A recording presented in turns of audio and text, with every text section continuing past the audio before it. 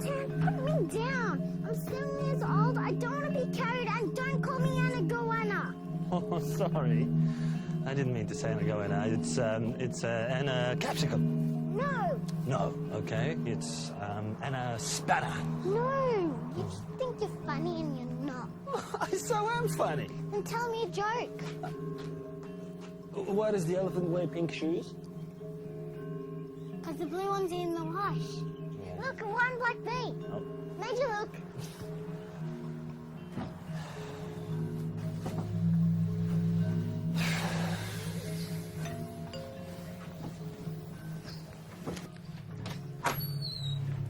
Oh, hi, darling. Hi, Mum. Hi, everything okay? Yeah, she's good, yeah. Great. See you later. Yes, Sally. Karina, I wanted to talk to you about something. Sorry, I'm a bit busy now. It's not Yeah, convenient. look, I'm actually walking on the Look, footpath it's, going to a house inspection, all right? I can't talk about It's not money. going to take long. Bullshit, I know where you are. You're at Jessica's. Jesus, I am not at Jessica's, all right? I've told you that's finished. I'm trying to inspect a house. Stop using your work as a cover, Nick. I know what you're doing. You're not spending any time with the boys because you don't want to. Anyway, if you're working so hard, why can't you get them the runners that they want? You're always asking for more. Always! Yeah, well, I'm her father. Yeah, who has a lot of problems. Why should I let you see more of her? You've done nothing to deserve it. Deserve? I don't have to deserve anything. She's my... Christ! You shut the hell up! Get out of my house! Get out! Yeah, you see what your mother's like? No wonder your dad left. Keep Jake out of this! Keep him out of it! Well, why can't we just get the cheaper ones? Because the cheaper ones wear out really fast. Which you would know if you spent any time with the boys. Oh, yes, and who's to blame for that? I mean, is it my fault that you won't let me have them during the week? I mean, how many times have I told you I can't take them on the weekend? And how many times do I have to tell you?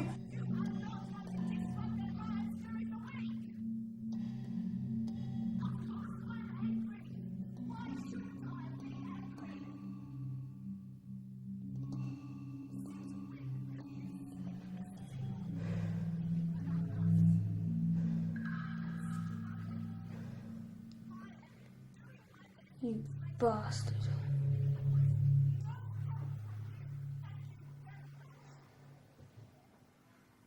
I'm not accusing you of anything. It's just that when she comes home, she's very clingy. And that says something to me, Dan. That says something very weird is going I on. don't believe this. What are you saying, huh? What are you accusing me of? Great. Yeah, right. You just... It's all your fault. See what happens when you act like this, you little baby? Selfish little girl. Selfish little baby. I wish you'd disappear. We'd still be together if it wasn't for you. Why don't you just admit it? She likes being with me. Bullshit! Stop! I don't like that any more than it! she doesn't. You get out of our house! I'll call the police if you don't stop. Shut up now.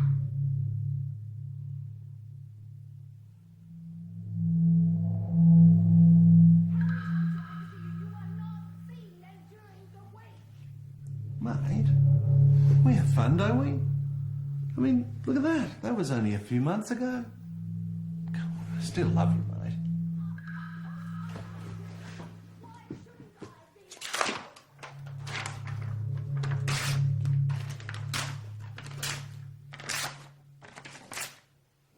Go to bed. Anna, I said go to bed. I'll be in a minute. Go on, sweetheart. Go to bed. Are you going to start fighting? Anna!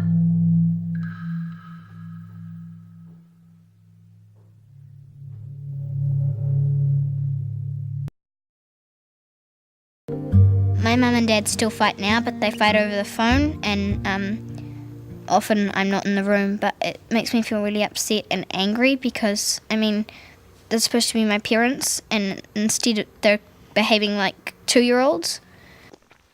They were always fighting. And it was just that they were fighting. was if they didn't really care that I was there and I was listening. They were just in their own little bubble. Do you feel scared? Yeah, sometimes scared when they were fighting and yeah. Just scared that they'd like hurt each other or like hurt one of us.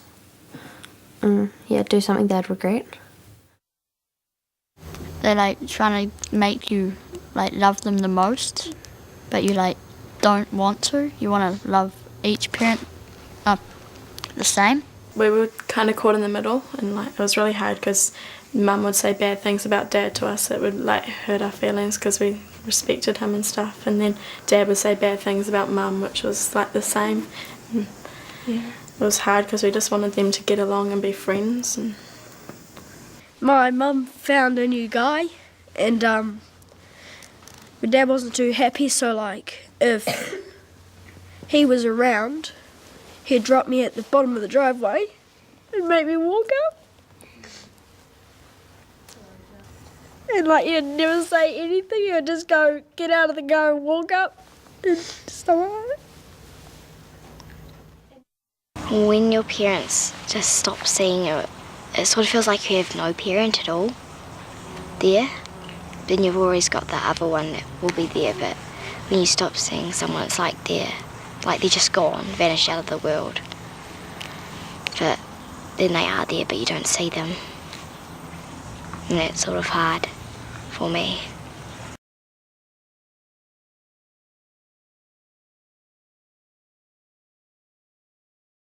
These orders specify the times each of you will spend with the children, but parenting is a shared responsibility.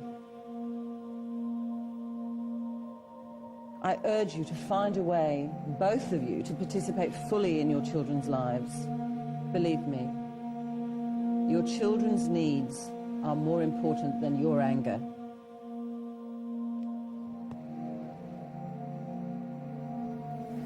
All rise.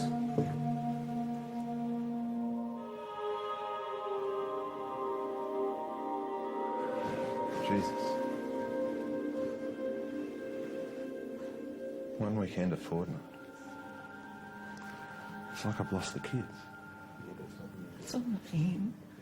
He's got the cushy job, the girlfriend, lots of money. He could provide for the boys, easy. Instead of which, I'm going to have to work full-time, which will completely mess up their lives. Bastard.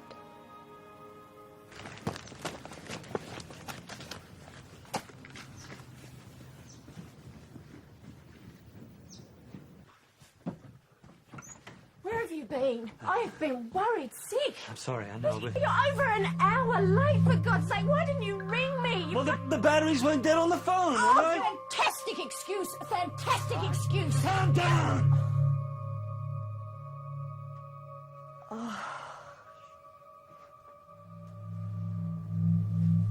I'm sorry, sweetheart. It wasn't supposed to work like this, was it? No.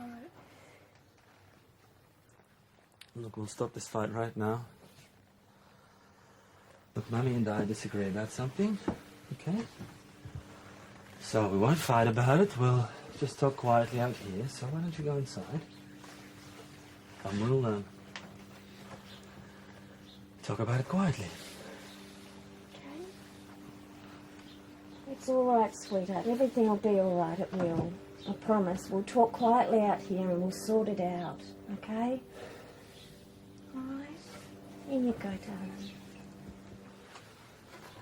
Okay. Let's start again. Hey, Dan. Hey, Jake.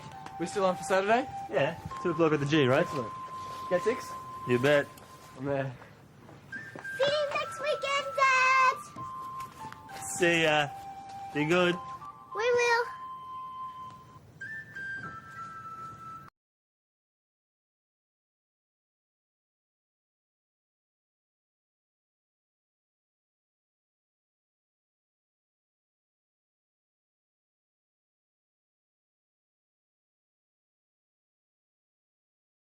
It was hard on her. She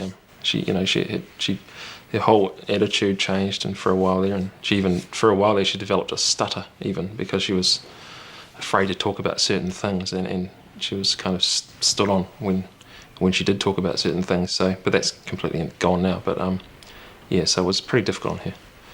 She was really young, and looking back now, I mean, she was devastated. She used to, if he came to see her on Sunday, she would be anxious for half a day beforehand, looking out the window, and after he left, she would be crying for an hour.